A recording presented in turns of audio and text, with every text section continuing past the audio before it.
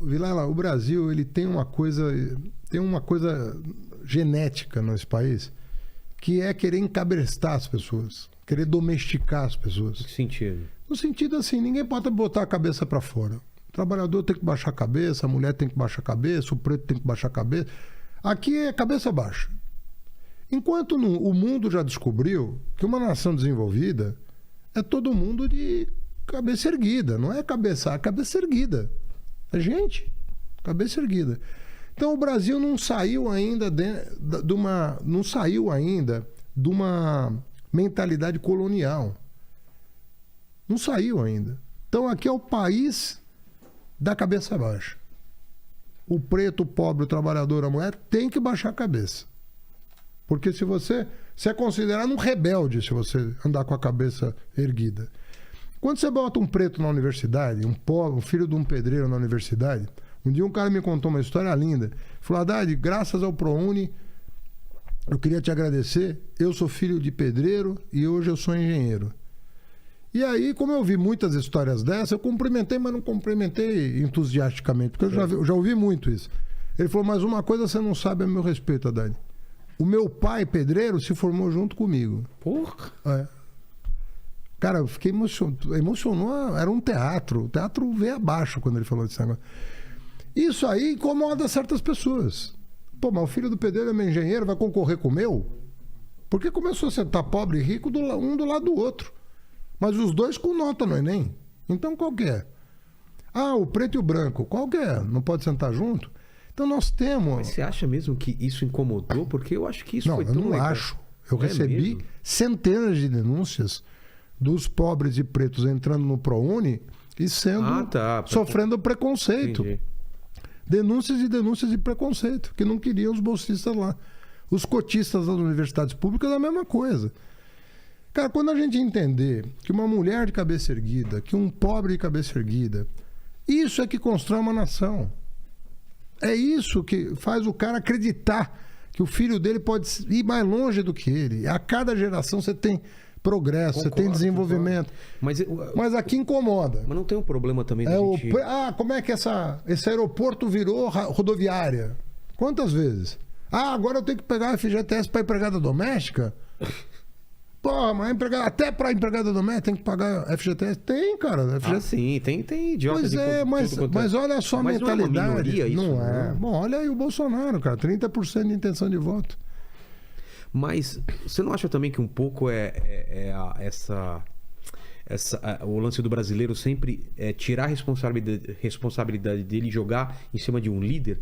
A gente não é muito populista e acha que alguém tem muita violência, Vilela. Alguém tem que liderar a gente não tem muito isso? Acho que a gente fica procurando sempre endeusar alguém. Não tem um pouco disso? Mas isso é parte do jogo do... Que acontece com o Lula, cabresto, acontece um pouco sabe? com o Bolsonaro, sabe? De pegar essas figuras e não é só na mão deles que tá a decisão, tá na nossa mão também. Por isso que eu falei essa parte de erguer a cabeça também. Mas faz parte também. Por isso que faz diferença entre um democrata e um autoritário, né?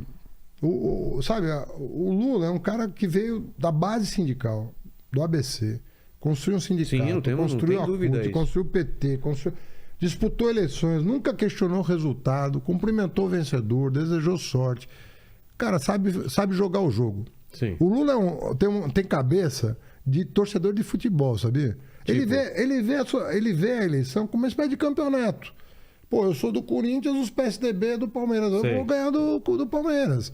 Mas acabou o campeonato, quem levanta a taça? Quem fez mais gol. É assim que ele vê. Entendi. Ele vê a democracia... Agora... Começou assim, vai comprar o juiz, aí já muda de figura. Vai comprar o bandeirinha. Por isso que o Moro caiu em desgraça com o Lula, por causa disso, pô. É o juiz, o cara não tá lá pra torcer pra um time. Torcer pra um lado. E o Moro torcia pra um lado. Né? Isso que indignou todos nós. Porque o Moro não podia fazer o que fez. Não podia usar o poder dele, a caneta dele, pra fazer política. Tem prova, condena. Não tem, absolve, pô. Bom, tudo isso para dizer que a diferença entre o Lula e o Bolsonaro é enorme, do ponto de vista institucional, de como cada um vê o jogo político. Isso sim, mas são duas figuras fortes e que levam pessoas nessa... essa coisa de ver como Messias, né? Como gente que guia. Eu acho que no caso do Lula, os dois têm carisma. Exatamente. Isso é verdade. Isso que eu tô falando. Os dois têm carisma. E para surpresa de você, por exemplo, ou dos outros candidatos que estão ao governo do estado, se for eleito, não é uma coisa que o pessoal vai falar, não, confio plenamente nesse cara e fecha os olhos. Parece que o Lula e o Bolsonaro, o pessoal, não, confio neles e calma, você também faz parte desse processo depois. Ou o Lula ganhando... Eu acho que a adesão cega, que é o que você está falando, eu não sei medir quanto de adesão cega tem. Agora, eu vejo, assim, os petistas em geral são muito críticos aos governos do PT. Não pensa você que é fácil ser governo. Mas eu não vejo um meia-culpa de ninguém, assim, da esquerda em relação ao que foi feito do PT e aonde chegou o PT. E mas sabe o que atrapalhou?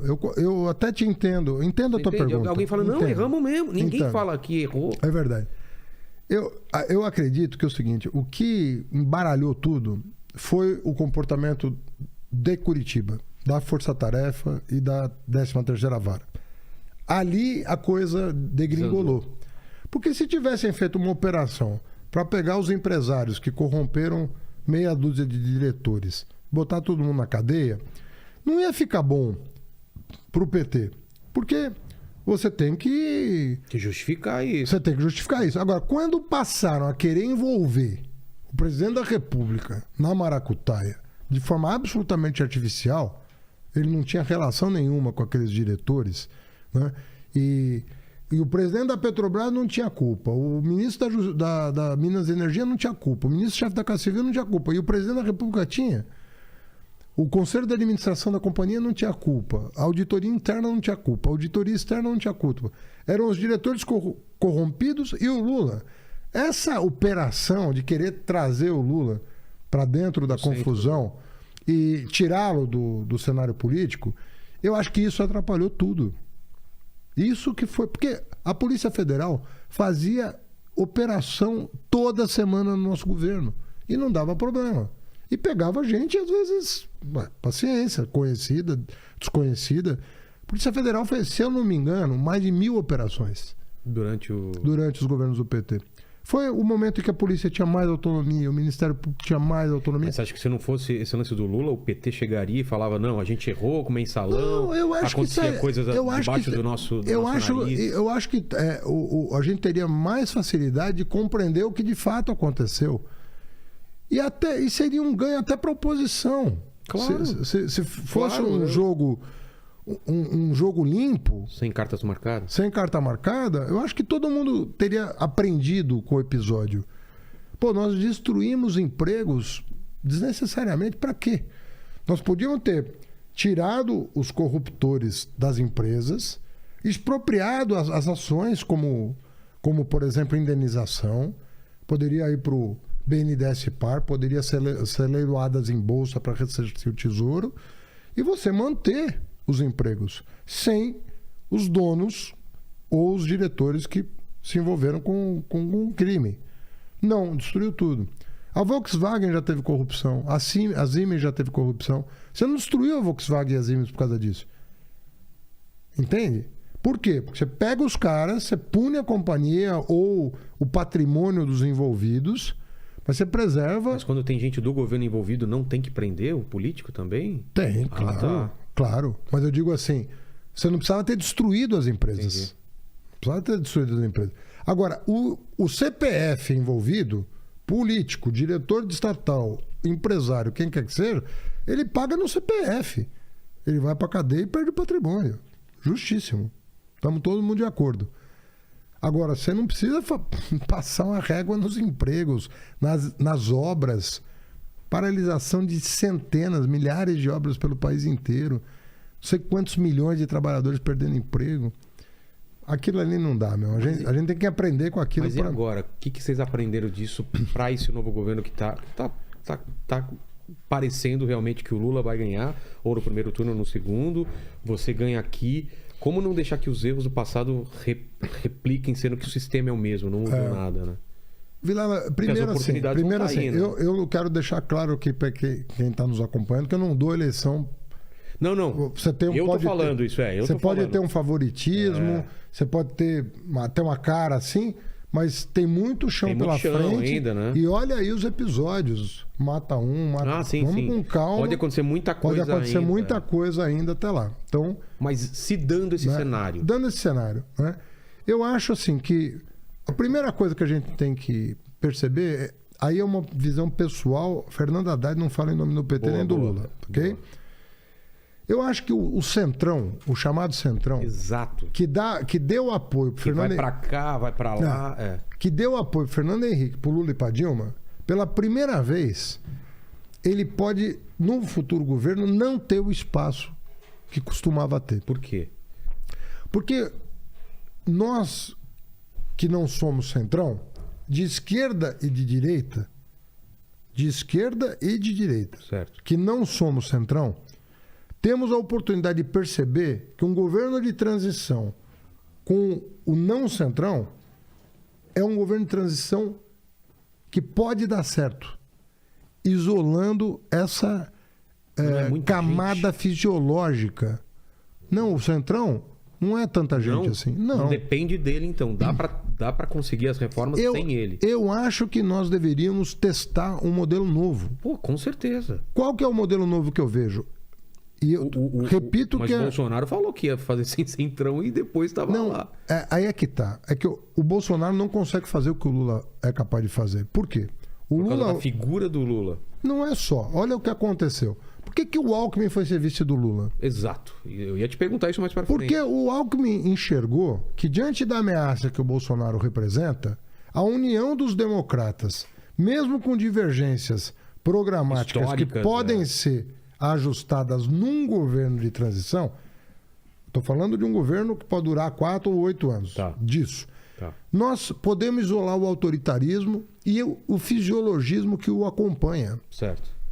E se isso acontecer, nós podemos ter um governo de transição que rearrume o Brasil, né? Para que um dia, um pouquinho mais para frente, a gente reorganize o sistema político em torno de uma centro-esquerda e de uma centro-direita, com compromissos,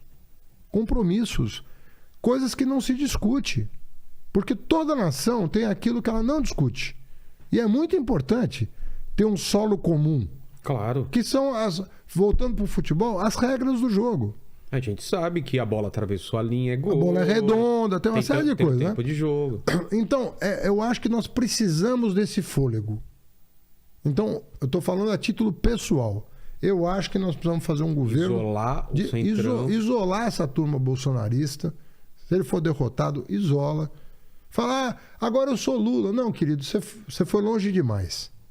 Não, agora você foi Lula, mas você foi longe demais na aventura e não dá para ser assim com o Brasil.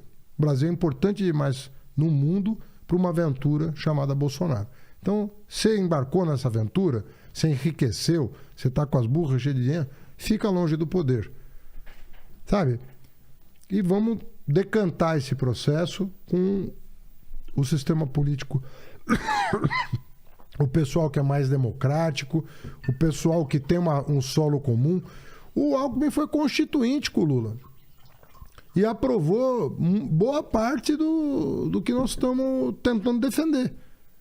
Votou a favor do SUS, votou a favor das coisas que a gente está habituado a defender. Então, essa união agora só se justifica se a gente tivesse num mundo às mil maravilhas. É bacana disputar Lula e Alckmin, mas diante do que está acontecendo, a unidade entre os dois é necessária.